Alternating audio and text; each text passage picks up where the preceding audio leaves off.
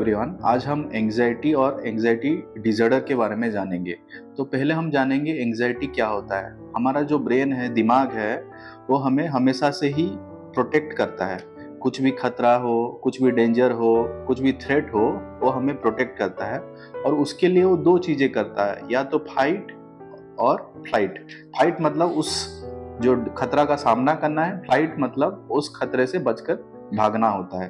तो उसको ही एंग्जाइटी बोला जाता है। तो एंग्जाइटी एक बॉडी का नॉर्मल ही प्रोसेस होता है, एक एडेप्टेशन प्रोसेस है और वो नेचुरल होता है, नॉर्मल होता है। पर एंग्जाइटी डिसऑर्डर किसे बोला जाता है? जब एंग्जाइटी बहुत ही ज्यादा होता है, दिन भर लगा रहता है और किसी भी काम में अब हमारा ध्यान नहीं रहता, हमारे लाइफ की क्वालिटी जो है उसको बहुत खराब कर देता है, उसे हम एंग्जाइटी डिसऑर्डर बोलते हैं। तो एंग्जाइटी डिसऑर्डर बहुत ही टाइप के होते हैं, जैसे कि generalised anxiety disorder, panic disorder, social anxiety disorder, specific phobias होते हैं बहुत टाइप के। ये सब मिलके होते हैं एंग्जाइटी डिसऑर्डर्स। तो आज हम इस वीडियो में जनरलाइज्ड एंग्जाइटी डिसऑर्डर के बारे में बात करेंगे। एंग्जाइटी के सिम्टम्स क्या क्या होते हैं? पहला सिम्टम होता है एक्सेसिव वरी। एक्सेसिव वरी मतलब घबराहट, बेचैनी और चिंता। दिन भर एक ऐसी भावनाएं आती हैं, लाइफ के हर एक एस्पेक्ट में चिंता आती है। कि मतलब एक स्कूल गोइंग चिल्ड्रन का होगा कि मतलब मैं स्कूल जाऊंगा, अगर टीचर मुझे गाली देंगे क्या करूंगा, होमवर्क मेरा ठीक से हुआ है कि नहीं। मतलब लाइफ के हर एक एस्पेक्ट में एक चिंता रहती है, एक घबराहट रहती है। अगर कोई इंसान ऑफिस जा रहा है तो मतलब वो सोचेगा उठते ही कि ऑफिस में आज कैसे जाऊं, गाड़ी में ठीक से बैठ पाऊंगा कि नहीं, गाड़ी ठीक से चला पाऊंगा कि नहीं, ठीक टाइम पे पहुंच पाऊंगा कि नहीं। अगर ठीक टाइम पे पहुंच गया तो काम में कुछ गड़बड़ी हो गया तो अब मेरे बॉस मुझे क्या बोलेंगे। इससे जो लाइफ के जो हर एक एस्पेक्ट में उसकी एक घबराहट होती है, बेचैनी होती है। और एक सिम्टम होता है जो घबराहट होती है, हम जो यूजुअली होते हैं लोग कंट्रोल कर लेते हैं उसको कि हाँ ठीक है, कुछ देर बाद ठीक हो जाएगा। जो सिचुएशन हम परसीव कर रहे हैं, जो फील हो रहा है, वो धीरे धीरे कम हो जाएगा। पर जिसको जनरलाइज्ड एंग्जाइटी डिसऑर्डर है, उसके साथ ऐसा नहीं होता। इंसान जो घबराहट है वो बना रहता है दिन भर लगा। इंसान के मन में, इंसान के शरीर के अंदर एक अलग सी बेचैनी रहती है, रेस्टलेसनेस रहती है। और कभी कभार ऐसा भी होता है कि इंसान कुछ बोल नहीं पाता कि उसे कैसा लग रहा है, एक खालीपन सा लगता है इंसान को। और इतना बहुत ज़्यादा टेंशन रहता है इंसान के शरीर में, इसलिए उसे थोड़ा सा भी कुछ काम कर ले थकावट रहती है, फैटिग लगता है, कुछ भी एनर्जी फील नहीं करता इंसान। बहुत लोग जो हमारे पास आते हैं बोलते हैं कि सर हमारा दिमाग स्थिर नहीं है, हमारा कंसंट्रेशन किसी भी चीज़ में नहीं लग रहा है, हम पढ़ाई लिखाई में ध्यान नहीं दे पाते। ऑफिस वाले बोलते हैं हमारा काम पे ध्यान नहीं देता।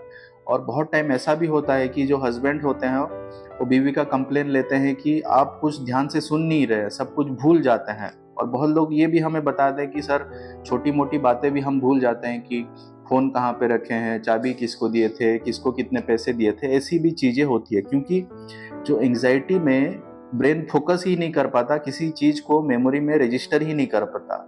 इसीलिए जो फॉरगेटफुलनेस होती है, भूलना प्रॉब्लम होता है, इसीलिए आता है। उसके बाद इंसान का इरिटेबिलिटी बहुत बढ़ जाता है। इंसान हमेशा चिड़चिड़ापन लगा रहता है। इंसान पहले इंसान शांत स्वभाव का रहता है, अभी चिड़चिड़ापन रहता है। किसी छोटी भी बात को लेके बहुत तुरंत गुस्सा कर जाता है, उसका मन कभी भी अच्छा नहीं लगता। इंसान के मसल्स जो हैं बहुत टाइट फील होते हैं। हमारे जैसे मतलब रिलैक्स लगता है लोगों को, काम धाम में सब अच्छे से हो पाता है, ध्यान दे पाते हैं। पर जिसका जनरलाइज्ड एंग्जाइटी डिसऑर्डर है, उसका मसल बहुत टाइट लगता है और इंसान को कभी भी रिलैक्स फील नहीं होता। और उसके अलावा नींद में बहुत परेशानी होती है। देखा गया है कि जिनका जनरलाइज्ड एंग्जाइटी डिसऑर्डर है, वो बेड पे जाएंगे, उसके बाद उनके मन में बहुत सारी नेगेटिव भावनाएं आती है कि कल सुबह क्या होगा, फ्यूचर में क्या होगा। ऐसे जो होता है फ्यूचरिस्टिक अप्रहेंशन बोला जाता है कि फ्यूचर को लेके बहुत सारी गलत भावनाएं आती हैं। अगर मेरा कुछ हो गया तो मेरे फैमिली का क्या होगा, अगर मुझे हार्ट अटैक हो गया तो मेरे फैमिली का क्या होगा। ऐसे मतलब जो मेरा अगर बिजनेस सक्सेसफुल नहीं हुआ तो मेरे बच्चे क्या करेंगे। वैसे जैसे मतलब हमेशा नेगेटिव थॉट्स ही फ्यूचर के बारे में आते हैं। तो एक कोर सिम्टम्स होता है जनरलाइज्ड एंग्जाइटी डिसऑर्डर का। उसके बाद कुछ सोमैटिक सिम्टम्स होते हैं शरीर में, जैसे किसी का हार्ट रेट बहुत बढ़ जाता है, उसे पाल्पिटेशन बोलते हैं। इंसान को लगता है कि मुझे हार्ट अटैक ना हो जाए कहीं। उसके बाद बहुत पसीने आ सकते हैं। शरीर तो हमेशा टाइट फील होता है। उसके बाद कुछ लोगों का होता है कि पेट में गड़बड़ी होती है, बहुत गैस्ट्रिक हो सकता है, ब्लोटिंग हो सकता है। बहुत लोग बहुत ज़्यादा टाइम स्टूल पास करते हैं। कितने लोग होते हैं बहुत ज़्यादा पेशाब करते हैं। और ऐसा भी देखा गया कि बहुत लोगों का हेडेक भी होता है, जिनका एंग्जाइटी बहुत ज़्यादा होता है, हेडेक भी बहुत ज़्यादा होता है। तो जनरलाइज्ड एंग्जाइटी डिसऑर्डर जो है, ऐसा नहीं कि बस जनरलाइज्ड एंग्जाइटी डिसऑर्डर ही डायग्नोसिस हो तो बस यही सिम्टम है। उसके अलावा और भी कुछ सिम्टम्स भी इंसानों में पाया जा सकता है, जैसे कि पैनिक अटैक्स होता है, बहुत कॉमनली जनरलाइज्ड एंग्जाइटी डिसऑर्डर में पाया जाता है। पैनिक अटैक में क्या होता है, इंसान को लगता है कि उसका डेथ अभी ही हो जाएगा, या तो इंसान को लगता है कि मैं पागल हो जाऊंगा, मेरा दिमाग कुछ भी काम नहीं कर रहा। एक टाइम तक उसे ऐसा लगता है। तो जीएडी जो है, जनरलाइज्ड एंग्जाइटी डिसऑर्डर, ये क्यों होता है? इसे देखिए, मतलब बहुत सारे थ्योरीज हैं। तो एक ही रीजन से नहीं होता, जेनेटिक फैक्टर्स हो सकता है। अगर फैमिली में किसी का जनरलाइज्ड एंग्जाइटी डिसऑर्डर है तो उनमें चांसेस 25% लगभग चांस होता है। उसके बाद कुछ ब्रेन के न्यूरोट्रांसमीटर्स इन्वॉल्व होते हैं, जैसे कि सेरोटोनिन हो गया, डोपामिन है, नॉरएपिनेफ्रिन है, ग्लूटामेट सिस्टम हो गया, कोलेसिस्टिकाइनिन सिस्टम है। ऐसे बहुत सारे सिस्टम का इन्वॉल्वमेंट है। उसके बाद अगर कुछ चाइल्डहुड ट्रॉमा है, चाइल्डहुड एब्यूज है, तो जीएडी के रिस्क बहुत ज़्यादा होते हैं। तो ये जो कोर्स होता है, इनिशियली स्टार्ट होने में यूजुअली लेट एडोलेसेंस एज में स्टार्ट होता है। 15 से 20-25 एज तक ये स्टार्ट हो सकता है।